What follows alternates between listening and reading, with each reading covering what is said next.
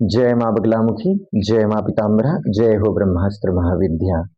प्रिय भक्तजनों, जो भी साधक भक्त 10 महाविद्याओं में अष्टम महाविद्या माँ बगलामुखी देवी की साधना करते हैं या फिर वे माँ बगलामुखी माँ का मंत्र जाप करना चाहते हैं, माँ की तपस्या करना चाहते हैं, लेकिन आप सभी को पता है कि माँ बगलामुखी देवी अष्टम महाविद्याएं हैं।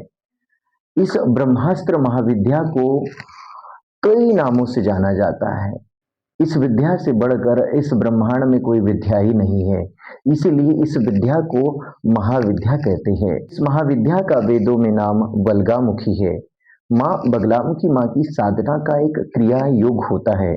जैसे किसी भी कार्य को करने की एक विधि होती है, उसी प्रकार से माँ बगलामुखी माँ को भी प्राप्त करने की, भजने की, साधने की एक विधि होती है। और जिस विधि के बारे में एक दिव्य गुरु, एक सिद्ध गुरु जानते हैं, समझते हैं और अपने शिष्यों को भी माँ बगलामुखी माँ का सगुण और निर्गुण दर्शन करवाने में गुरु ही पूर्ण होते हैं, इसलिए उन्हें पूर्ण ब्रह्म के रूप में जाना जाता है। इसे पूर्णाहुति मंत्र में भी हम सुनते हैं, देखते हैं, समझते हैं कि ओम पूर्णमदः पूर्णमिदं पूर्णात् पूर्णमुदच्यते पूर्णस्य पूर्णमादाय पूर्णमेवावशिष्यते। सिर्फ गुरु ही पूर्ण है। जिस गुरु के भीतर से अनेक शिष्य निकल जाने के बाद भी गुरु पूर्ण ही होते हैं। लेकिन आप सभी को पता है कि माँ बगलामुखी माता जी के दर्शन करने के लिए, माँ बगलामुखी माँ के चाहे सगुण दर्शन करो चाहे निर्गुण दर्शन करो, माँ का 3 प्रकार का परिचय होता है। जैसे माँ बगलामुखी देवी की ये मूर्ति है, तो सबसे पहला नाम परिचय कि इस ब्रह्मास्त्र महाविद्या माँ पीताम्बरा देवी को माँ बगलामुखी माँ के नाम से जानते, वेदों में बलगामुखी माँ के नाम से जानते हैं। नाम के बाद में रूप परिचय कि माँ बगलामुखी देवी ने एक हाथ में मुगदर धारण किया हुआ है, दूसरे हाथ में शत्रु की जीवा का कीलक करके रखा है। और हमें गुरु परंपरा से ब्रह्मास्त्र महाविद्या के 2 भुजा स्वरूप का ही ध्यान करना चाहिए। अगर आप 4 स्वरूप वाली माता जी का छायाचित्र आपके घर पे रखे हो और उनका ध्यान करते हो, तो माँ भगवती की कृपा जल्दी प्राप्त नहीं होगी, क्योंकि माँ बगलामुखी माँ ने जब दिव्य रूप धारण किया तो वो 2 भुजा के रूप में ही प्रकट होती है। इसलिए 2 भुजा वाली ही माता जी का हमें चिंतन करना चाहिए, मंत्र दीक्षा लेना चाहिए और साधना करना चाहिए। तीसरा, माँ बगलामुखी माता जी का नाम परिचय, रूप परिचय और स्वभाव परिचय कि माता जी ने पीले पुष्प पसंद है, पीले फल पसंद है, पीले वस्त्र पसंद है, सब कुछ पीला पीला ही। ये पीले ही आसन पर, स्वर्णासन पर माँ भगवती पीताम्बरा देवी विराजमान होती है और इनके साधक को भी पीले ही कपड़े पहनना पड़ता है। साथ में माँ बगलामुखी माँ का स्वभाव परिचय, नाम परिचय, रूप परिचय और स्वभाव परिचय। माँ बगलामुखी माता जी उनको भजने वाले साधकों की रक्षा करती है। एक छोटे बालक के जैसे जब भक्त उनकी शरण में पहुंचता है तो माता रानी उसके जीवन के प्रारब्ध दोष, भाग्य दोष, कर्म दोष, नाना प्रकार के दोषों का नाश कर देती है। जैसे ही भक्त माँ बगलामुखी माता जी की गुरु दीक्षा लेता है, माँ बगलामुखी मंत्र को प्राप्त करता है, गुरु चरणों में अर्जी लगती है उसकी, गुरुदेव जी उस भक्त पर कृपा करते तो उसके सारे ही कार्य हो जाते हैं।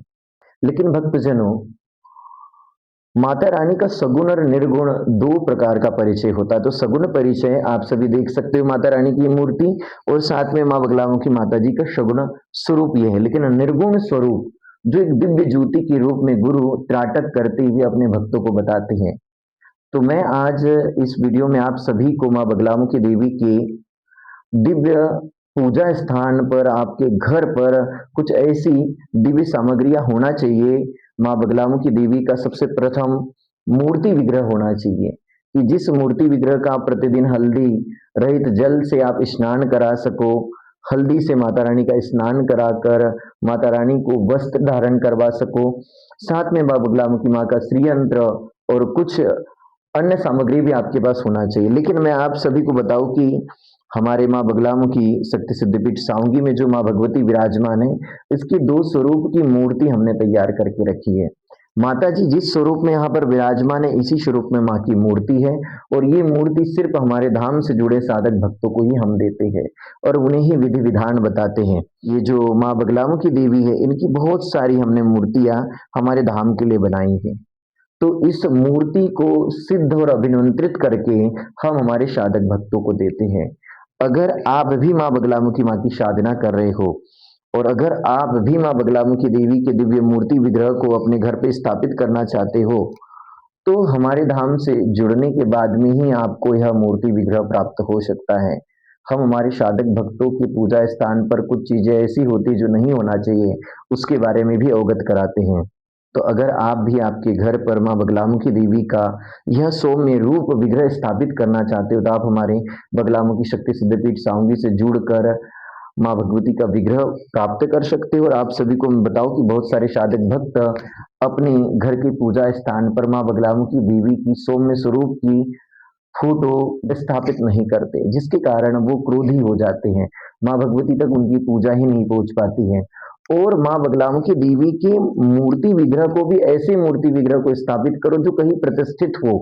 अगर वो प्रतिष्ठित ही नहीं तो आपकी अर्जी नहीं लगेंगी, क्योंकि कहीं ना कहीं कल्पना को भी साकार बनाने के लिए हमें गुरु मार्गदर्शन की आवश्यकता लगती है। प्रिय भक्तजनों, माँ बगलामुखी शक्ति सिद्धपीठ साउंगी से आप माँ बगलामुखी देवी का मूर्ति विग्रह प्राप्त कर सकते हो, लेकिन शर्त यह है कि आपके पास माँ बगलामुखी माँ की दीक्षा होना चाहिए, आपके पास एक सिद्ध गुरु होना चाहिए। अगर नहीं है तो आपको हमारे माँ बगलामुखी पीठ सिवनी या फिर बैतूल से दीक्षा लेना होगा, फिर हम आपको मार्गदर्शन देंगे। आप सभी लोग माँ बगलामुखी धाम से जुड़े, माता रानी का दिव्य मूर्ति विग्रह प्राप्त करें, माँ बगलामुखी माँ का कवच प्राप्त करें और फिर साधना करें। देखिए फिर आपकी माँ भगवती कैसी कृपा सुनती है। जय माँ पीताम्बरा, जय माँ बगलामुखी।